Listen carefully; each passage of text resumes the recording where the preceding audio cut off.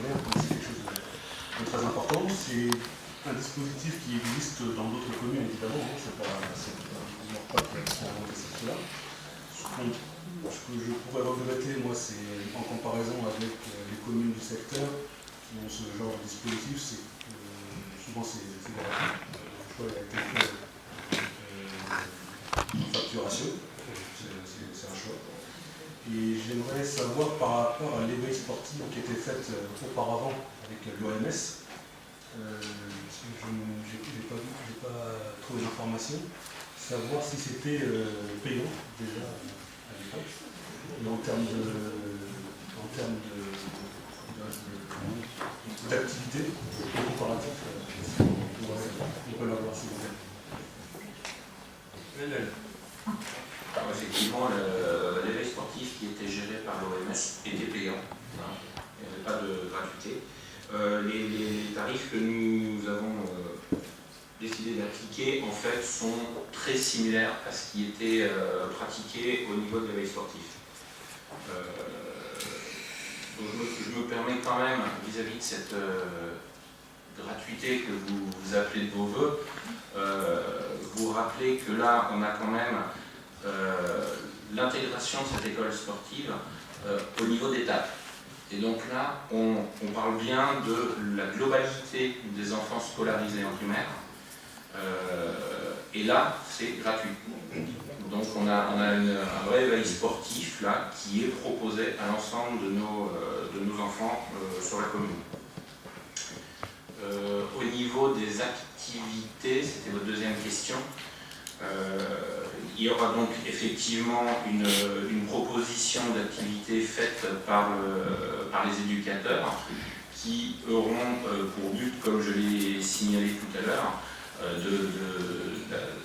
en ayant une dominante ludique et non performante, de véhiculer plusieurs valeurs. Je ne vais pas vous les réénumérer, mais c'est clair que ça va être multisport. On va travailler dans plusieurs domaines. L'idée est de leur proposer un visuel dans plusieurs domaines sportifs, que ce soit, j'ai pris en exemple tout à l'heure, par exemple pour les stages d'été, pour les stages des petites vacances, pardon, les jeux de raquettes, c'est transposable sur tous les types d'activités sportives. Jeux de ballon, on peut également proposer ça ce sera plus sur la période des petites vacances, des thématiques comme chez un certain, comme les sports américains, où là on pourra éventuellement se projeter cette école sur des domaines, il y a des possibilités de football américain, de baseball, de hockey sur glace, on peut très bien envisager tout ça. Donc voilà, au niveau des activités, on n'est absolument pas limité.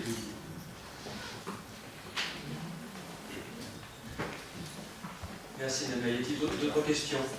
Puis c'est le début d'une nouvelle ère pour nos enfants. Là, ça va monter en puissance au fil des mois et au fil des années, notamment au travers de thématiques qu'on pourra développer sur différents sports, comme le sport américain par exemple. Voilà. Y a-t-il d'autres questions? J'imagine que ce sera intégré dans le PEDT dans le cadre des rythmes scolaires, j'imagine. Laurent. Oui, tout à fait. Je suis très, très content de cette création, justement, puisque ça va permettre une nouvelle offre donc, au niveau des rythmes scolaires. Et c'est également la preuve que nous n'avons jamais eu la volonté de faire des rythmes scolaires au rabais, mais juste demander du temps, notamment l'année dernière, pour voter une demande de report, et demander du temps pour travailler sur ce contenu. Nous ne pouvons pas mettre en place un contenu enrichissant sur cette app sans prendre du temps pour y réfléchir et en discuter avec tous les partenaires. Voilà, c'est le début d'un enrichissement de cette app et je remercie Emmanuel Lucas et évidemment on en félicite également puisque ce temps va commencer à donner des résultats. Y a-t-il d'autres questions? Qui est contre? Qui s'abstient? Adopté. Merci à tous. Ensuite, remboursement, carte d'abonnement annuel et carte de 10 entrées pour le centre nautique de Morpa. Emmanuel. Alors, comme vous le savez, donc, le centre nautique, à la suite des résultats des 2 audits, a dû fermer. Donc les usagers de cet équipement qui sont en possession de cartes d'entrée ou d'abonnement annuel en cours de validité ne peuvent donc plus utiliser ces droits d'accès. Il est donc proposé de rembourser les usagers du centre nautique, détenteurs de ces cartes, au prorata du nombre d'entrées pour les possesseurs des cartes d'entrée, donc du nombre d'entrées restantes évidemment, ou du temps restant jusqu'au 30 mars 2016. Enfin, ou du temps restant pour les abonnements annuels, et les remboursements interviendront jusqu'au 30 mars 2016. Et ceci dans les conditions tarifaires de la délibération du 3 juin 2014 qui fixait les tarifs de ces dites cartes. Voilà. Donc pour être très clair, il faut donc que les cartes soient encore en cours de validité et qu'au niveau des cartes d'entrée, il sera remboursé donc, le nombre d'entrées restantes non utilisées, et pour les abonnements annuels, ce sera au prorata temporis en fonction de ce qu'il reste au niveau de l'abonnement. Merci Manuel. Évidemment, il était à la suite du dernier audit que nous avons eu le 28 avril dernier, il était bien entendu nécessaire de rembourser l'ensemble des Morphasiens et des extérieurs concernés par la piscine de Maurepas. La décision ne pouvait pas être prise avant puisque la fermeture était provisoire à la suite du deuxième audit qui avait été rendu au mois de mars. Voilà pour cette situation. Donc évidemment, on commencera les remboursements à partir du moment où on aura, après la délibération, l'accord de la trésorerie. Il faut qu'on respecte aussi la légalité. Donc voilà. Et pour ce qui est du centre nautique, évidemment, je pense qu'on aura l'occasion d'en parler dans la discussion, on va laisser ouvert le débat sur cette délibération. Monsieur Van. Alors concernant cette délibération, donc moi je me réjouis du remboursement qui est fait aux usagers de la piscine. Simplement quelques remarques par rapport à cette délibération.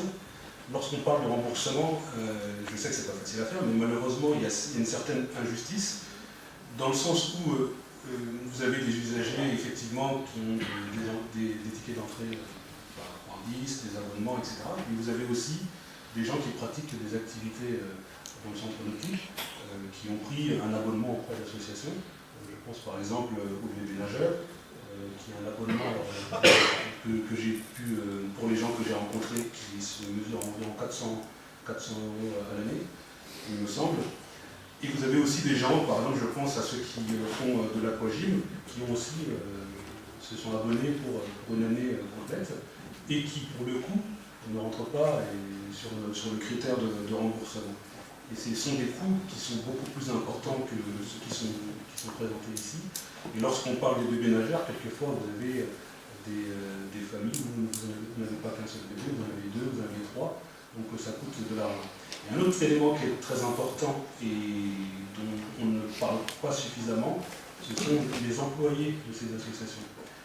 Là encore, on a rencontré des gens qui pratiquent cette activité, des membres des associations, qui nous ont fait part de leur inquiétude et de leur désarroi face au fait qu'ils vont être dans l'obligation, dans les mois à venir, à licencier du personnel qu'ils avaient embauché dans le cadre de ces activités sportives.